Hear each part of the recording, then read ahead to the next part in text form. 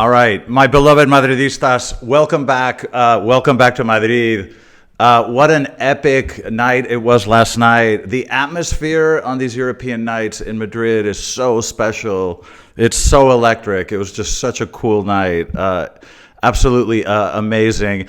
Let's talk about this match last night. I mean, it's so great we can discuss football again and not refs. So we'll just keep it to football today, and I'm so happy that that's the case. This was an absolutely excellent performance by the entire team. This was an incredibly professional performance. This scoreline could have been much worse. I got the feeling during big parts of the match that we were playing at half gas. We weren't really pushing the issue. I think if we had, we could have scored 6 or 7. This was just a very professionally executed match in all aspects of the game. Kylian is here, okay, the player that tormented the world for the last 5-6 years. That player is now back, and this time he's one of ours. And it's incredible to see because this is just an exceptional player. He's so quick. I can't even describe to you how quick this guy is. Okay, I think we were superior in all aspects of play. This is a completely unrecognizable City side. I have no idea what's going on. One of the most dramatic implosions at the elite level I think I've ever seen. This looked like a third division side, completely ineffective. We have now eliminated City 3 out of the 4 times that we've run into them in these last 4 years. I hate to say this, don't want to sound arrogant, but City, you were always just a mirage. You were always just an illusion, okay? You won your little European Cup, but you're never going to be what we are. European football has only one king, and we all know who that is. Anyway, welcome back to the channel. Let me give you my thoughts on a really, really epic night and a great performance. All right, let's get started.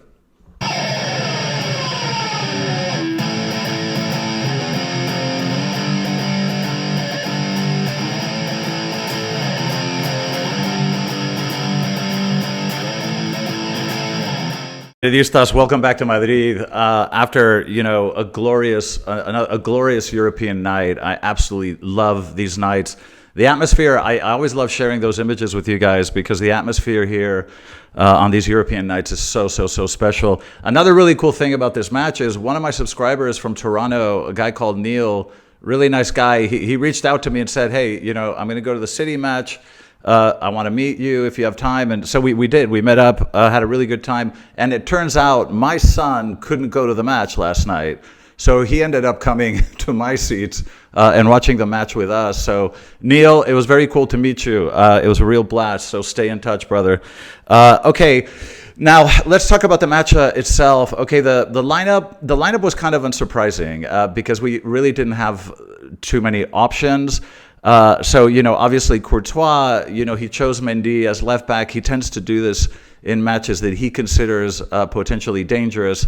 Ancelotti, I think, does see Mendy as a better defender than Fran. That seems to be the case. And then, of course, you had Rudiger making his return, who makes such a difference as center back. Asensio, who is literally blowing everyone's mind here. By the way, the stadium loves this kid. I was joking with Neil last night. I'm like, you see what I told you in the previous video? How much the Bernabeu loves this kid because they just chant his name all the time.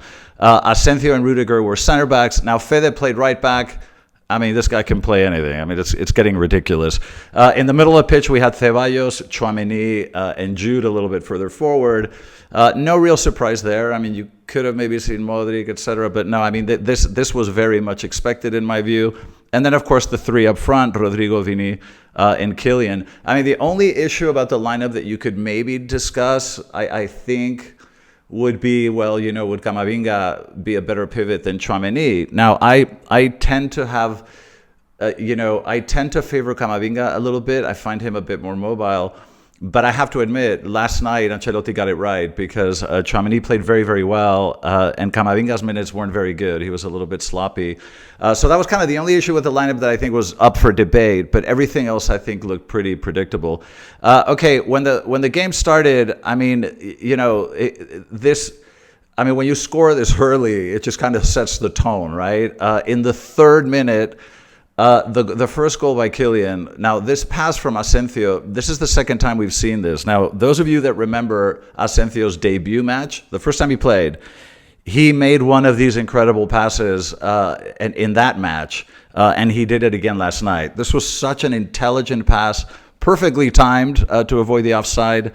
I thought the City defense in that first goal were very soft. I mean, nobody really challenged Mbappe. Nobody really put a shoulder on Kylian to try to sort of jostle him out of position. He was almost untouched. And of course, if you're going to leave Kylian untouched, he's going to score every time. So I thought this was an incredible pass by Asensio, a wonderful finish by Kylian, and some of the most naive, sort of gelatin soft defending I've seen in a long time. But that sort of, set the tone of the match. Now, after that first goal, City kind of went into their windshield wiper football. That you have a lot of possession and you pass the ball side to side, but it means absolutely nothing. In footballing terms, it means nothing. You can hold the ball all day long, but if you're just going to pass it side to side, it just doesn't mean anything. And I think that in possession, Man City felt like this almost the entire match. Just a lot of touches, but just not creating any danger. They never really looked dangerous at any point. I thought that the combination of Tchouaméni and Ceballos in the middle, in the kind of almost double pivot type positions, was really effective. I think they complement each other really well because Tchouaméni is more of a positional player, whereas Ceballos is more mobile, much more dynamic, and moves around, covers more ground. But I think that the combination of the two is very good because I think last night they combined extremely well, and that's one of the things that I noticed in the first half because I think Ceballos had an incredible first half. In the 32nd minute, you had the second goal by Kylian, and this was the kind of combination play that we want to see. I mean, we know the individual skill that all these players have, but this is the kind of play that I love to see. This was just wonderful combination play. Jude to Vini, Vini to Rodrigo, Rodrigo with a little flick to Kylian, and Kylian finishing like the animal that he is. Beautiful cut, faking a shot, and then finishing to the near post. It was a wonderful goal. Again, very good collective play. And I love the individual skill, but this is the kind of combination play that I really like to see. The second half was kind of more of the same. We looked so comfortable the whole time, and it felt to me like we were never really, hitting, stepping on the gas. It felt to me like, I don't know, we were playing at 60, 70%, and we were controlling the match easily. In the so it was kind of more of the same. In the 59th minute, Kylian almost scored, came very, very close to scoring, but then a minute later, he does score. He scores the 3-0. This was a pass from Fede to Kylian, who approaches the box in the corner and delivers a very, very accurate shot to the far post. Now, I think the keeper could have done a little bit more because the shot was not particularly fast or hard. I mean, I have the feeling that it was very accurate and a wonderful goal. Don't get me wrong. But I feel like the keeper maybe could have done a little more. After the 3-0, this was just a party in the Bernabeu. I mean, this was just olés. The olés came out, and it's got to be so, thinking about the poor City players, I'm like, it must suck to have to play. And when 90,000 people are going ole, ole every time the other team passes the ball, and you try to press, but you can't get the ball off them. It really was from that point on just us managing our energy level, that's why I keep saying this was a very professional performance because we were managing our energy level. We knew we didn't need to do more. We would create the odd chance, but it didn't. We weren't, playing at 100%, and I think it was a very intelligent thing to do. This was a very professionally managed match, very intelligent. In the 69th minute, another incredible run by Kylian, and Vini could have scored on that one. Again, that could have made it 4. And then the City goal came at the very end of the match, completely insignificant. Nobody cared, and I think, like I say, the 3-1 this is not a very accurate scoreline. I mean, it does not reflect what happened on the pitch. This could have been 6-0, quite easily. I think the match in Manchester, could have easily been sort of, 2-7. I mean, we had so many chances there as well. There's absolutely no doubt that we were just by far the better side. And like I say, just a really celebratory evening in the Bernabeu. In terms of takeaways and players, I mean, we can do this quickly. Courtois, couple of good saves. had a quiet night. I mean, you would never expect this against City. A quiet night, but played well. That he had a couple of good saves, and when he was called upon, he was there. Rudiger was very solid, and it was great to see him back. I found he had an easy match. I mean, I don't think he was very good, very solid, did everything right, but I just don't think that he was tested very much. If you notice, most of the City attack came on the other side. Most of the City attack was coming on the Fede Asensio side of things. So, Rudiger, I think, had an easy night, but he was very good. It was really wonderful to see him back. He should have been substituted earlier. We're going to talk about this because he should have been substituted. I don't think Rudiger coming off an injury, there was no need to keep him on for 90 minutes. I thought that was just ridiculous. Okay, Asensio was brilliant, okay? And I'm getting really tired of having to repeat this week after week. This is one of the great discoveries of the year. And this player is saving our season because Asensio is one of the best. I mean, he is such a good center back. And I mentioned this in another video. I'm going to say it again. His timing going to ground is incredible, okay? And that's one of the things you want out of a defender, is a defender that knows when to go to ground and has timing. Well, Asensio's timing is impeccable. When Asensio goes to ground, he always gets the ball. He has a very, very good sense of timing. He's very, very quick, but he's also incredibly robust. I mean, this is not a pushover. He's not a very big guy, but man, he's got this tenacity. He does have a bit of Sergio Ramos DNA in there. Asensio is a blessing, and he has absolutely transformed the season for us. And I assure you that Asensio will be a starting center back for the foreseeable future. You're not going to see Tchouaméni in that position again, I don't think.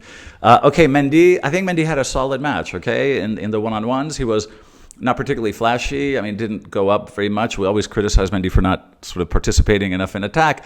But look, this was a match where I think Ancelotti told him to concentrate on defending, and he did that. He did it very well. I think in pretty much every one-on-one situation, Mendy held his ground very, very well. So I was happy with his performance. Fede was just ridiculously good, man. I just don't know what to say about this guy. Like, he has, I don't know if you guys remember the cyclist Miguel Indurain back in, I don't know, like the 90s. And he won, I don't know, 2 or 3 Tour de France, whatever. And he had like this weird genetic condition where like he could, take oxygen more better than other people, and his heart rate was just naturally so low. I think Fede is one of these guys that has a strange physiology about him that he never tires. He runs so much, but he's just never tired. I thought Fede played an incredible game as right back, and it's amazing to me that, I mean, when you watch him play, you think he's been playing this position his whole life. It's just ridiculous. He's so good. His timing, his placement on the pitch, he knows when to gravitate to the middle. He knows when to go back to the right back position. In one-on-ones, you're not going to beat him. And if you're chasing 50-50 balls, he's going to get there first because he's so fast. Again, just a tireless but absolutely wonderful night. Some of the crosses he put in I thought were also excellent. Fede is just one of the greatest, most, polyvalent players in the world. He has so much range. He can play in so many positions, and he had another amazing night. Okay, Tchouaméni I thought was really good. And, I know that I've criticized him in the past, especially when he plays center back, but I thought he played really, really well. And I think it's absolutely clear now that Tchouaméni needs to play in the pivot position. We don't need to do the center back thing anymore because Rudiger is back, Alaba is slowly coming back, but we know that Asensio is just unbelievable. This is no longer a coincidence with Asensio, okay? We're like 7 or 8 games in. Every single match, he's phenomenal. Okay, this is not a coincidence. This is no longer a gamble. This is now an educated decision, and the educated thing to do is to make sure that Asensio plays as center back with Rudiger.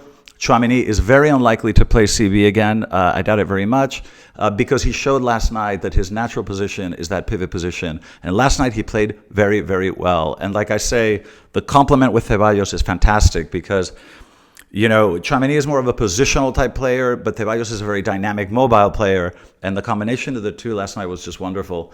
Okay, Jude was just, man, I just love this player, okay? I just love this player. He has just such an elegance on the ball, and he just protects the ball so well. It's impossible. This guy never loses the ball. I mean, you're very hard pressed to find Jude ever losing a ball. He protects the ball so well. His sense of timing is fantastic. His link-up play was very good yesterday. Yesterday was, again, another one of those games where Jude is not particularly flashy, but he's just so incredibly effective and instrumental in the collective play and in gluing the midfield and feeding the forwards. I thought he was just fantastic, and he works tirelessly. I mean, this guy just. He's one of the most generous players I think I've ever seen in my life in terms of the effort that he gives every single match. He has that English fighting spirit, which I really appreciate. Jude was wonderful. Okay, Ceballos, like I said, I think Ceballos was really good. I mean, again, this is not as I'm saying with Asensio, this is no longer a coincidence, okay? Ceballos, it's not that he had one good game. No, he's had many very good games in a row, and he is proving to us that he's just a player that is now capable of playing in this team. He is absolutely critical in our transition play. So he's just so good at coming back and help us, in transition, bringing the ball out. But he covers so much ground. Has so much energy. My uncle was telling me that he read an article that Ceballos has recently changed his diet, and that has completely transformed his energy level. I don't know what it was. I don't know if it was like a gluten thing. Like, remember Carvajal went on a non-gluten diet, and all of a sudden he just seemed like another player. It's something that Djokovic did as well in tennis. But apparently Ceballos, had an issue with diet, and it changed. But he's playing very well, very high energy, extremely good in transition, and he just feels like he's everywhere. And that's what you want from a midfielder, right? You want to feel like he's everywhere. He's up front when he needs to be. He's in the back when he needs to be. And supporting the defenders when he has to. I thought Ceballos was wonderful, and combined with Tchouaméni last night, I thought they were great. Rodrigo had a night where I thought he really played for the team last night. Rodrigo last night had a really selfless match. By the way, his passing accuracy was incredible. It was 100%. I don't think Rodrigo had one straight pass in the entire match. But he really played for the combinations. He played for the team. His runs were always designed, even if he didn't get the ball, his runs were designed to create space for the others. I think he played a very generous collective match. And of course, an assist in Kylian's second goal. So I think Rodrigo had a really good game. Vini felt to me, it was kind of funny. I mean, he did have his kind of explosive runs that are just incredible. But he did less of it than usual. And I had the feeling that Vini was kind of just measuring his energy. He's a player that his style of play is very explosive. There's a lot of 0 to 100 accelerations. That's just the way he plays. And I think I had the feeling yesterday he was just kind of saving his energy. He's like, okay, I could take this player on one-on-one, but I don't really need to now. Let's pass the ball back to the middle. Now, he did have some great runs. He did. But just it seemed to me like he did it less often than we're accustomed to. So again, I think Vini also played for the team. He played much more for the combination play, and maybe a little bit less one-on-one than we're used to seeing from him. But of course, it was all a little bit eclipsed because Kylian just couldn't stop scoring. But I think Vini had a great game, and this is a player that whenever he feels like it, he can turn it on and just wreak havoc because that's just who Vini is. Okay, Kylian. I mean, I don't know what to tell you guys. Kylian has been the best player in the world for the last 5-6 years. I think it's very hard to debate that. He was very constrained being at PSG, playing in a league that, isn't necessarily the most competitive, but playing in a team that, really was never going to make it over the line in the Champions League. But, and maybe he was not getting the recognition that he deserved because of that. But Kylian is an insanely good player. And, when you watch him live, you really see how quick this guy is. So quick. He's so quick. I mean, he spins so quickly and he accelerates so quickly. But of course, he has unbelievable technique with both feet. So I mean, this guy can dribble in full sprint. Kylian, technically speaking, is just an extraordinary player. But that Kylian that just wreaked havoc in European world football for the last 5-6 years, that Kylian is back. And this was maybe a matter of adjustment, a matter of psychology. I think he was a bit intimidated when he came to the club. And I think, Real Madrid is not an easy place to start playing because the weight of the shirt is extraordinary. But I think that all of that is out of the way. The nervousness is out of the way, and he's now the Kylian that we all know. And man, are we in for a treat, because this guy is unbelievable. I mean, he can score. He finishes really well, but he can create his own goals out of nothing. And he's just such a lethal player. I thought Kylian was just absolutely amazing. In terms of the subs, I mean, not much to say. Modric okay, Brahim okay. I thought Camavinga was a little bit sloppy. I mean, I love Camavinga. I love this guy, but he felt a bit sloppy to me. He was a bit late to every challenge. He just seemed a little bit off, a little bit late to challenges, a little bit slow, a little bit sloppy. So Camavinga was kind of, I don't know, a bit iffy for me in this match. But in terms of conclusions, like, look, there's no doubt about it that our play has improved tremendously. Okay, in the last 3 La Liga matches, we played very well in all 3 of those matches and should have won all 3 of those matches, but we all know what happened, okay? This was completely based on refs, but in terms of the play, I'm very happy with the progression of play. I'm very happy with what I'm seeing.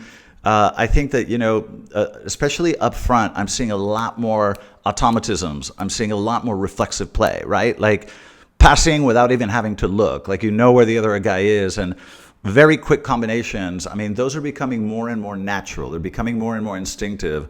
And when you combine that with the quality of the individual players, it's just lethal. So I'm very, very happy with what I'm seeing in terms of play. I think we look like more of a compact team. Our lines are closer together. There's much more support short, but we're very dangerous long. It's just our play is much more complete, and it feels more compact. So I'm just very, very encouraged with what I've seen, like I say, in these last few matches, despite, the points dropped in La Liga, which had nothing to do with football.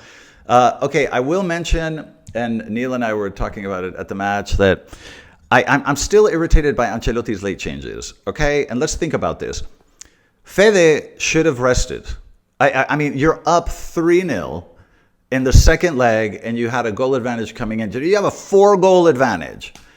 And there's 30 minutes left. Why is Fede still on the pitch? I mean, this is a decision I don't understand. Fede is an incredibly valuable, indispensable part of this team. He is a player that we demand, the physical demands on him are off the charts. And you have an opportunity to give him, 30 minutes rest, maybe even the entire second half. Let him rest. He needs it. Another thing I didn't like was, okay, Rudiger played the 90 minutes. Like, I don't know, man. When you come back from injury, there's no need to do that, okay? There's no need to play the 90 minutes. You could have subbed him off with 20 minutes left, 30 minutes left. I just thought it was an unnecessary risk to take. Another thing that pissed me off is Enric in the 87th minute. And you guys have heard it on my videos before. Why is this poor kid always the 87-minute man? Like, why? Like, we had ample opportunity after Kylian scored his hat trick. Kylian could have come off, gotten his standing ovation, and let Endrick play. Okay? And Ceballos was completely fried in the second half. Put Arda in. Okay? Arda can play that position. He can play pivot. He can play number 10. He can play on the right. Like, I don't understand some of these decisions. And, when he made the changes in the 87th minute, I was just so pissed off. I'm like, this guy never learns. Okay. Our next challenge in the Champions League is going to be either Bayer Leverkusen or Atlético de Madrid. And I got to be honest, I'm pretty comfortable with either. Atlético de Madrid is dangerous in this league because we have refs here that want us to lose. So there's always something to do with the ref that kind of tilts the balance. That's not going to happen in Europe. I'm not afraid of Atleti in Europe. In Europe, when the refs are going to be normal human beings, I have no problem playing with Atleti, and I have no problem playing with Leverkusen. So I think I'm very comfortable with that. Just one thing to remember, Jude got a yellow card and will not be available for the first leg of the next round, so just be aware of that. But that's it. I'm just really happy. This was a epic, classic, European night in Madrid, which is just so cool. You guys, if you haven't come here for European nights, you have to, because the atmosphere is amazing. Okay, those are my thoughts on this match. By the way, I'm not going to be able to do a video after the Girona match because I'm traveling. I have to go to London. So I'm going to be traveling around for the next few days. So I won't be able to give you my thoughts on Girona, but I will be back as soon as I can. I just need to travel for a bit. But anyway, thanks for joining me. I hope you enjoyed the footage at the beginning of the video as well. I love you guys. And as always and forever, a la Madrid.